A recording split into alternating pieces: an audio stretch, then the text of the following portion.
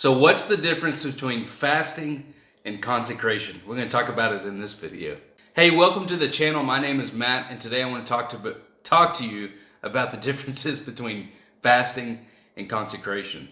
You know, I was thinking about this because this time of year, being the beginning of January, the church world is generally going through some type of prayer, some type and time of prayer and fasting, and that's exactly what we're doing at my church and in my family. We're going to devote 21 days to just seeking God through prayer and fasting and through personal consecration. But in this season, I hear a lot of people saying, I'm going to fast playing my Xbox at night. I'm going to fast, watching YouTube throughout the day or whatever it is. But really, that's not what fasting is. Fasting can be described this way: abstaining from food and or drink as an element of private or public devotion. One of the ways that I like to look at fasting is it's a way to tune the bunny ears of our spirit. And for those of you who don't know what bunny ears is, back in the old days, they used to have these TVs that had two antennae coming up.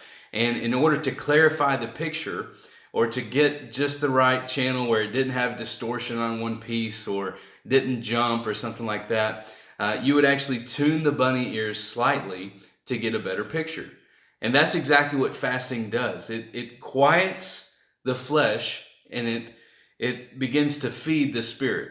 So what we're doing during this time of prayer and fasting is we're seeking God, but we're also quieting our flesh. We're quieting our flesh so that we can get a better picture through the Spirit of what God wants for us for this year. And that's why I love doing it at the beginning of January, because it prepares us for the entire next year, through the entire season.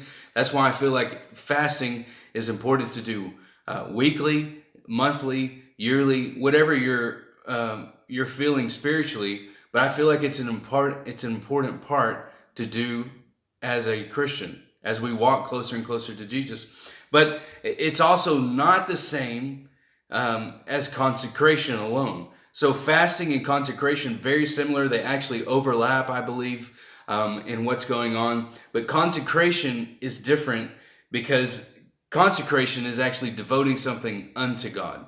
So we actually see in Exodus 28, this is the first time that we see consecration in the Bible. We see that God is telling Moses to consecrate garments and consecrate Aaron unto God, to do God's work, to be different than the other people. So that's exactly what consecration is. It's actually like a separation unto God. So when we go through personal consecration, what we're doing is we're separating ourselves away from anything that would contaminate our relationship with God.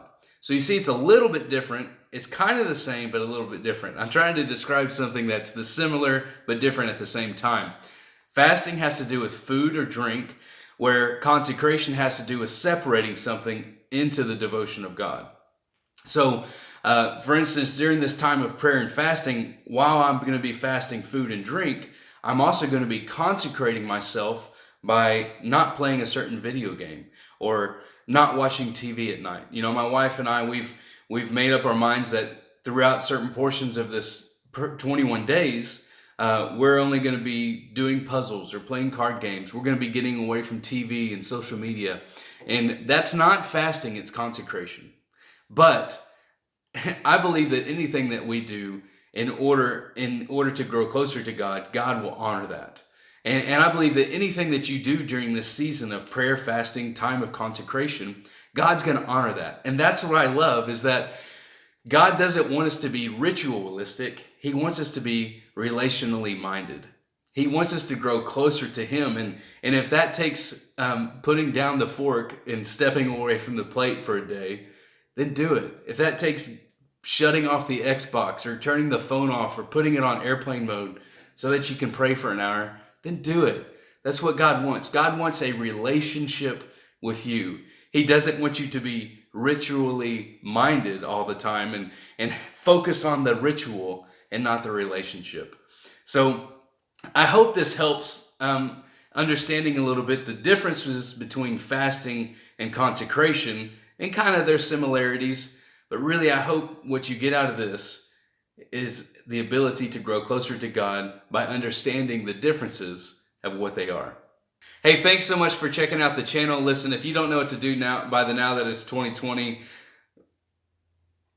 I don't know. But, like, subscribe, whatever you want to do. Listen, I'm just glad that you came here, and I hope that this video helped you. Please consider sharing it, and I'll talk to you soon.